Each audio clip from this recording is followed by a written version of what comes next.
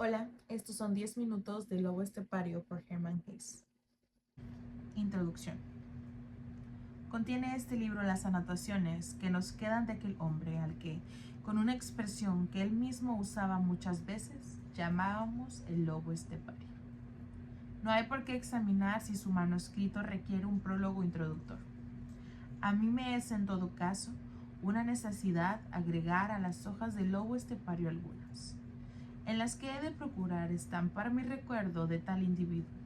No es gran cosa lo que sé de él, y especialmente me han quedado desconocidos su pasado y su origen.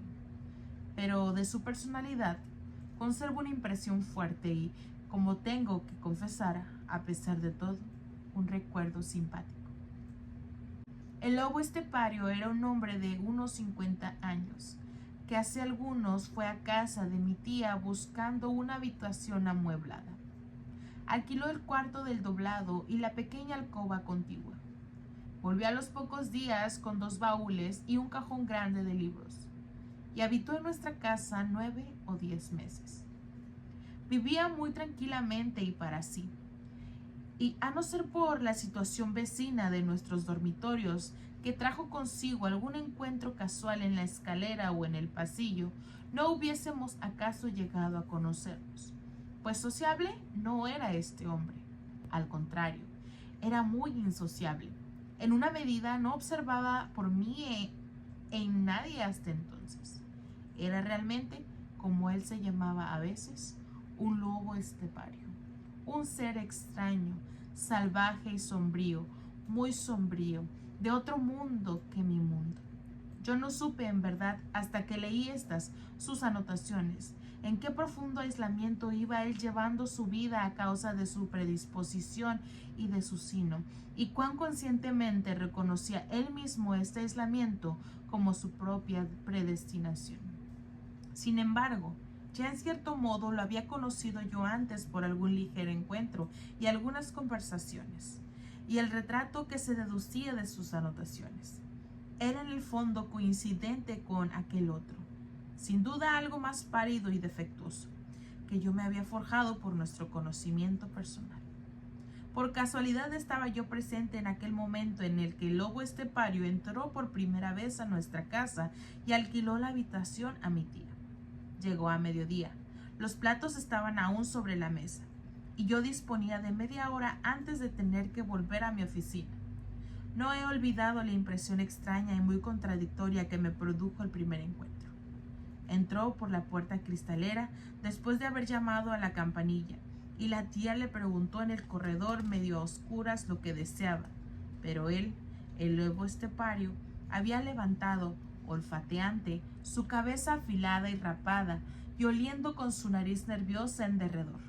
Exclamó antes de contestar ni de decir su nombre: «Oh, aquí huele bien». Y al decir esto sonreía, y mi tía sonreía también. Pero a mí se me antojaron más bien cómicas estas palabras de saludo, y tuve algo contra él. «Bien», dijo, «vengo por la habitación que alquila usted». Solo cuando los tres subimos la escalera hasta el doblado pude observar más exactamente al hombre. No era muy alto, pero tenía los andares y la posición de cabeza de los hombres corpulentos. Llevaba un abrigo de invierno, moderno y cómodo, y por lo demás vestía decentemente, pero con descuido.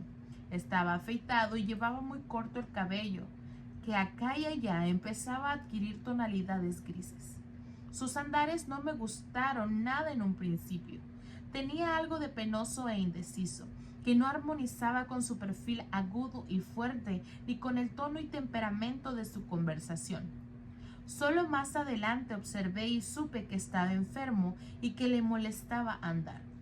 Con una sonrisa especial, que entonces también me resultó desagradable, pasó revista a la escalera, a las paredes y ventanas, y a las altas alacenas en el hueco de la escalera. Todo ello parecía gustarle y, sin embargo, al mismo tiempo le parecía en cierto modo ridículo.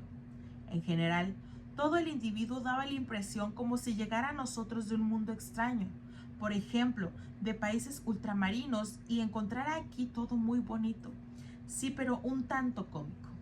Era, como no puedo menos de decir, cortés, hasta agradable. Estuvo enseguida conforme y sin objeción alguno con la casa, la habitación y el precio por el alquiler y el desayuno. Sin embargo, en torno de toda su persona había como una atmósfera extraña y, al parecer, no buena y hostil. Alquiló la habitación, alquiló también la alcoba contigua. Se enteró de todo lo concerniente a la calefacción, agua, servicio y orden doméstico. Escuchó todo atenta y amablemente. Estuvo conforme con todo.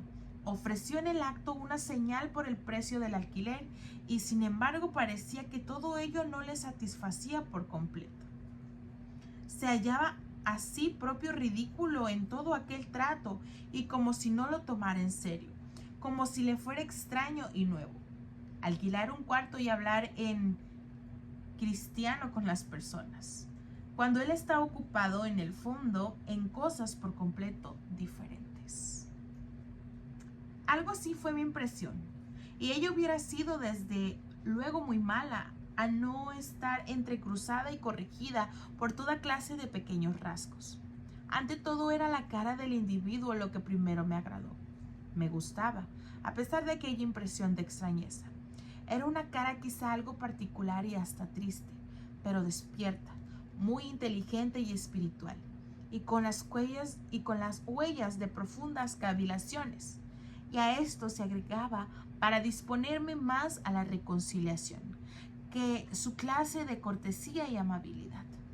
Aun cuando parecía que le costaba un poco de trabajo, estaba exenta de orgullo.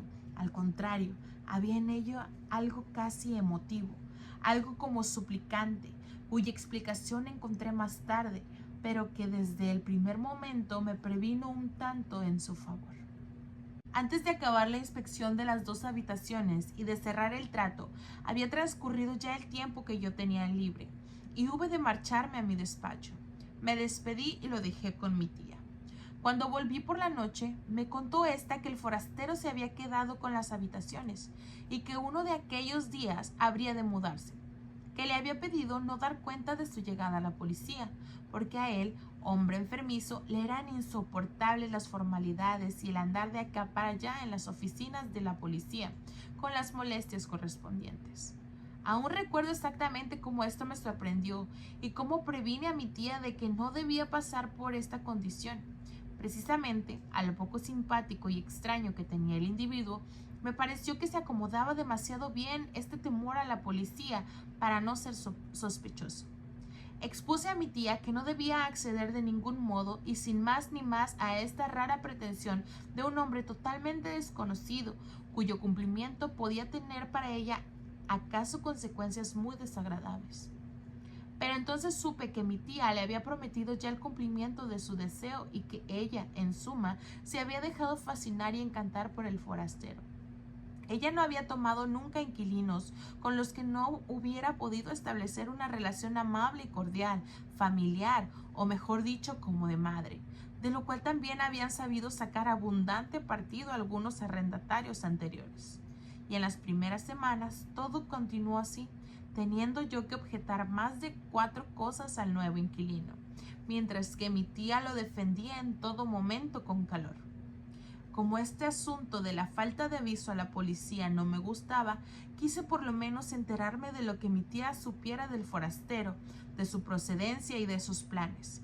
Y ella ya sabía no pocas cosas, aunque él, después de irme yo a mediodía, solo había permanecido en la casa muy poco tiempo.